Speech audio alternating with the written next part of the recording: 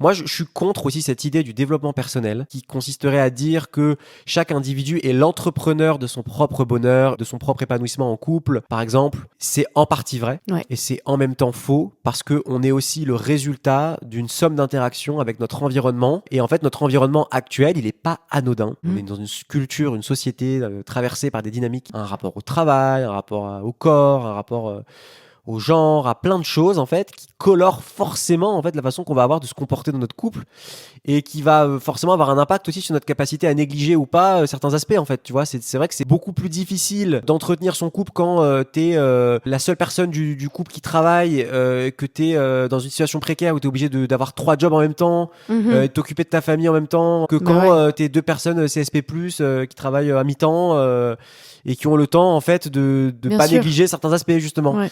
Et donc ça, c'est hyper important de rappeler ça en fait. On n'est pas égaux par rapport à ces trucs-là et arrêtons de faire peser uniquement sur l'individu Eh la ben, écoutez, responsabilité de son bonheur et de son développement.